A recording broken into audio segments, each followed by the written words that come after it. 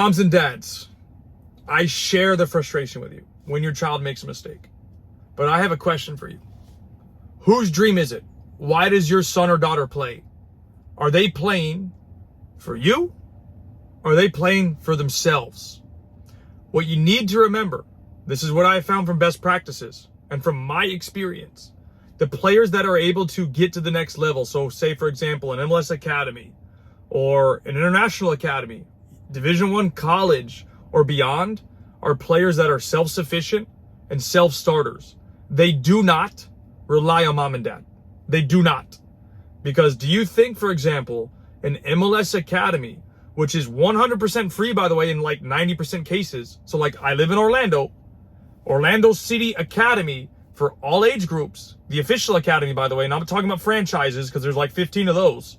Those are pay to play. But the actual academy that is directly connected to the first team of Orlando City is 100% free.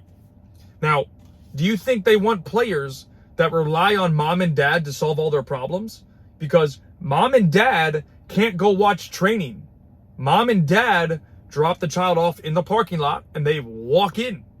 They don't get to watch training. I think there's one age group, I think like the U12s, get to watch one practice a week, the entire week. Whereas all the 15s and 17s and older, mom and dad can't watch practice. So that should tell you they want players, obviously, that have skill, that's a given, but they also want players that are self-sufficient and sustainable on their own.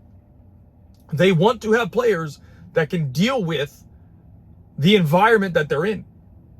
So like, do you think a 15-year-old kid that might have all the skill in the world but can't solve problems on his own and need mom and dad to walk him through the door or to solve his problems on the field or off the field are going to make it to an MLS academy or higher? And the answer to that would be absolutely not, because they're going to look at 5,000 to 10,000 kids a year and they're going to select the ones that they feel on a couple of pieces are positionally what they need, because they need players in positions. They're building a team positionally, and I'll talk about this in a different video, one. But two, they're going to pick players that are self-sufficient and have the skill level. If you don't have those three key pieces that you fit a positionally that they have, so they need a striker, let's go get a striker. Number 9 is an example. You don't fit the model of are you independent as a player? Like obviously there's phases of this, right? Like a 12-year-old's not going to be as independent as a 15-year-old, but like they still want to see players able to do things on their own and they don't need mom and dad to take them everywhere. And then the third one would be, do you have the skill level? So the skill level is a given. Like that's why it's the third one. It's it's like the prerequisite. You're not getting here without the prerequisite. The other two are the pieces that will kind of like unlock the door to get you in.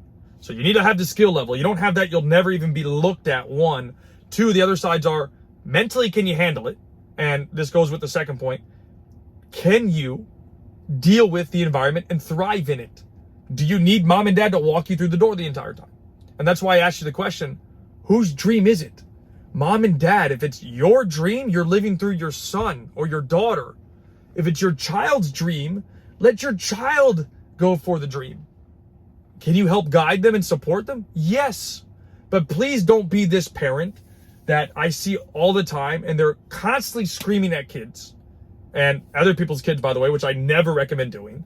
One, but two, just let your kid play. Let them have success. Let them mess up and let them fail. Because in all three, there are learning and teaching moments. But if you're constantly solving all of their problems, then they're not going to learn and make better decisions from it. One, and then two, I'll give you this scenario. I talked about this in a different video, but I'll expand on it a little bit more in this one. So my dad used to tell his teams when he was younger, and he would tell the parents, hey, if you want your child coming to you for the rest of your life, then be all over them every time. Talk to them during practice. Solve all of their problems. Don't let them do things on their own. And then you know what? You're going to develop a child, even as an adult, that will always come to you for their problems to be solved. Now, if you want your child to not have to come to you every single time, then you need to let them figure this out. You need to let them figure it out. Even at 9 years old, you can drop them off at practice and let them walk in by themselves. Like, that's a little detail, But like, if you're letting them walk into practice on their own, you're giving them the freedom and saying, hey, Johnny, see you later, buddy. It's okay. I'll be in practice in a little bit. Go have fun. You're giving him the freedom that it's okay. Go outside and go have fun today. It's okay.